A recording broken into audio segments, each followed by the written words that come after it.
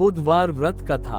समतापुर नगर में मधुसूदन नामक एक व्यक्ति रहता था। वह बहुत धनवान था। मधुसूदन का विवाह बलरामपुर नगर की सुंदर लड़की संगीता से हुआ था। एक बार मधुसूदन अपनी पत्नी को लेने बुधवार के दिन बलरामपुर गया। मधुसूदन ने पत्नी के माता पिता से संगीता को विदा कराने के लिए कहा। माता पिता बोले, बेटा आज बुधवार है, बुधवार को किसी भी शुभ कार्य के लिए यात्रा नहीं करते। लेकिन मधुसूदन नहीं माना। उसने ऐसी शुभ अशुभ की बातों को न मानने की बात कही। दोनों ने बैलगाड़ी से यात्रा प्रारंभ की। 2 कोस की यात्रा के बाद उसकी गाड़ी का एक पहिया टूट गया।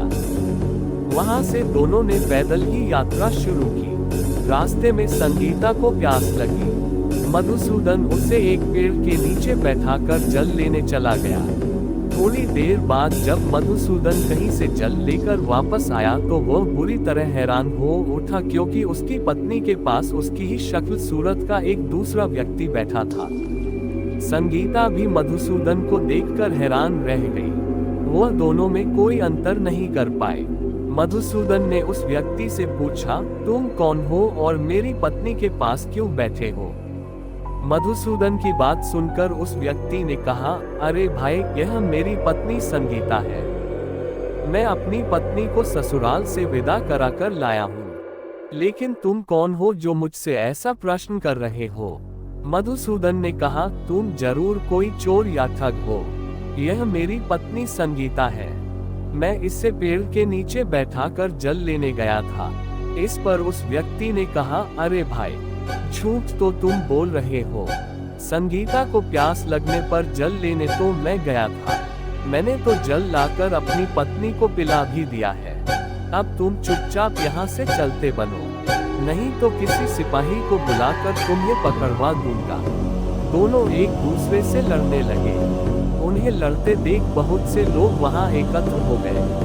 नगर के कुछ सिपाही भी वहां आ गए। सिपाही उन दोनों को पकड़कर राजा के पास ले गए। सारी कहानी सुनकर राजा भी कोई निर्णय नहीं कर पाया।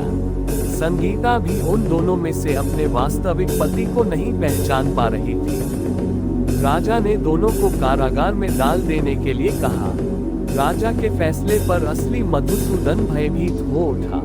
तभी आकाशवाणी हुई, मधुसूदन, तूने संगीता के माता पिता की बात नहीं मानी और बुधवार के दिन अपनी ससुराल से प्रस्थान किया। यह सब भगवान बुधदेव के प्रकोप से हो रहा है।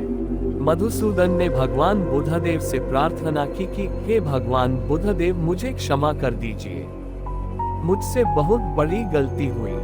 भविष्य में अब कभी बुधवार के दिन यात्रा नहीं करूंगा और सदैव बुधवार को आपका व्रत किया करूंगा। मधुसूदन के प्रार्थना करने से भगवान बुधदेव ने उसे क्षमा कर दिया। तभी दूसरा व्यक्ति राजा के सामने से गायब हो गया। राजा और दूसरे लोग इस चमत्कार को देख हैरान हो गए। भगवान बुधदेव की इस अनुकंपा से राजा ने मधुसूदन और उसकी पत्नी को सम्मानपूर्वक विदा किया। कुछ दूर चलने पर रास्ते में उन्हें बैलगाड़ी मिल गई। बैलगाड़ी का टूटा हुआ पहिया भी जुड़ा हुआ था। दोनों उसमें बैठकर समतापुर की ओर चल दिए। मधुसूदन और उसकी पत्नी संगीता दोनों बुधवार को व्रत करते हुए आनंद पूर्वक जीवन यापन करने लगे। इस तरह भगवान बुधदेव की कृपा से उनके यहाँ खुशियाँ बरसने लगी।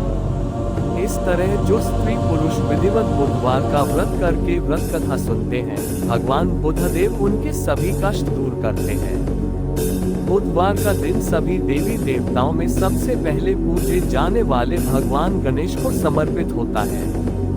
बुधवार के दिन उपवास रखने का विशेष महत्व होता है, क्योंकि बुधवार के देवता भगवान गणेश बुद्धि के देवता हैं। बुधवार व्रत कथा अन्न पूजा आरती।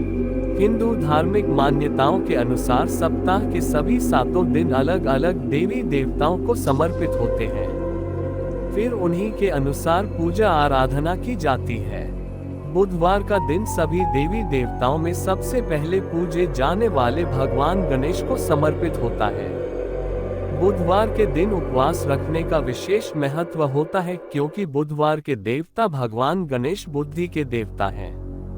ऐसे में बुधवार के दिन व्रत रखने पर जीवन में सुख समृद्धि आती है और समय मंगलमय रहता है।